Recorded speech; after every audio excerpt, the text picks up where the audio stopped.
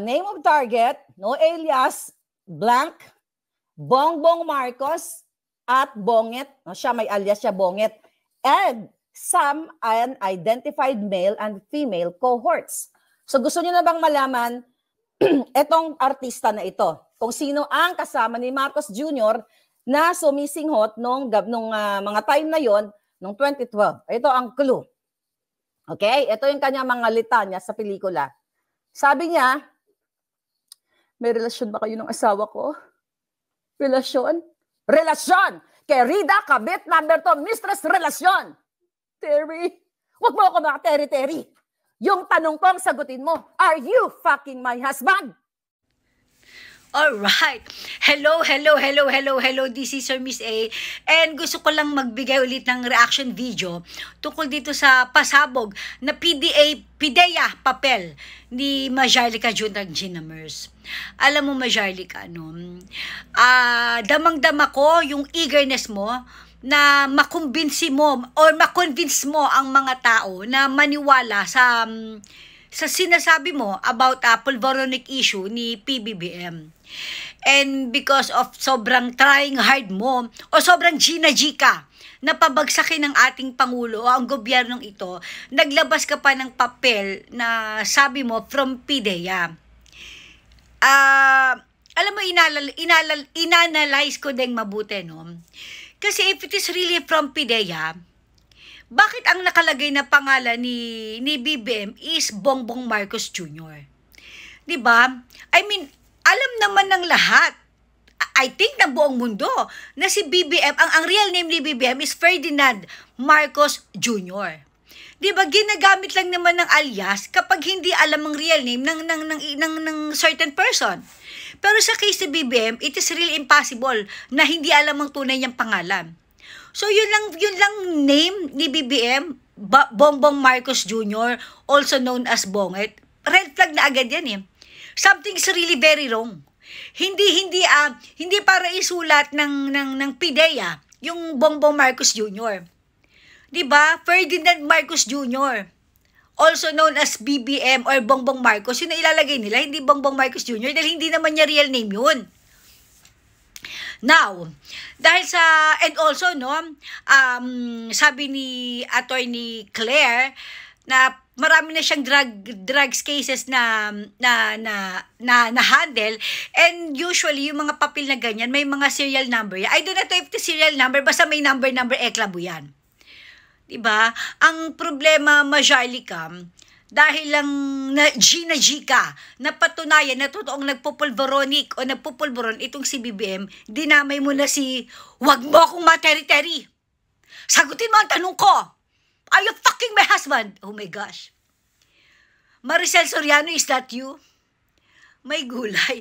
Dinamay mo pa si Maricel Soriano dito. Although, I must admit na before nagkaroon ng issue, si Maricel Soriano tungkol sa drugs na yan, although hindi ako aware kung anong drugs ito, no? Pero may gulay. Kailangan ba talagang idamay mo pa si The Diamond Star? Si Diamond Star? Diba? May gulay.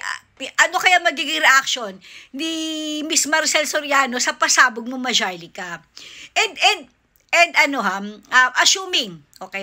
assuming for the sake of argument, totoo nga na nagpupulveron, it was 2012, no?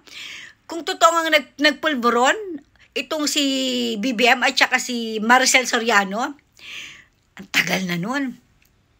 Hindi ba pwedeng nagbago na sila?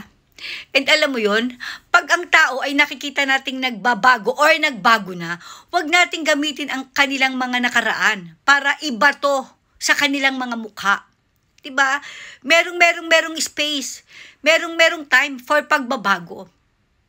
May gulay. Well, I hope lang na, Majarlica, no, kung talagang totoo, kasi nakikita ko naman kung gaano talaga ka-passionate ka sa ginagawa mo.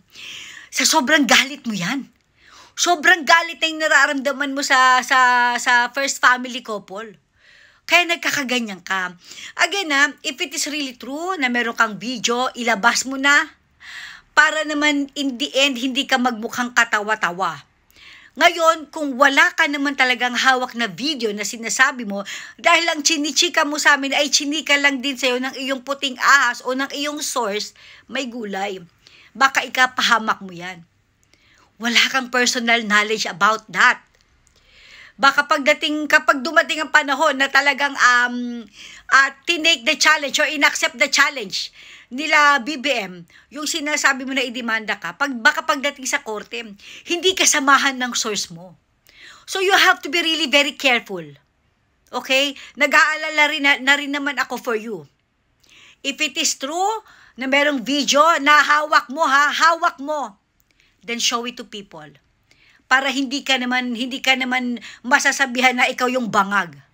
Now, ang advice ko is kung wala ka namang hawak na video may gulay, then stop it. Okay? Stop it. Yung sinasabi mo na gugurgurin ka ng mga Marcoses, my God. Kung gugurgurin ka nila, wala ka na dapat ngayon. Diba? So parang feeling ko nagiging paranoid ka na rin because alam mo sa sarili mo kung anong ginagawa mo sa mga Marcoses. Masyado ng below the belt ang ginagawa mo. And again, ulitin ko lang. If it is really true, kung may hawak ka na ebidensya, yung video na yan, ipakita mo na yan para malaman na ng mga tao para hindi nila isipin na ikaw ang bangag.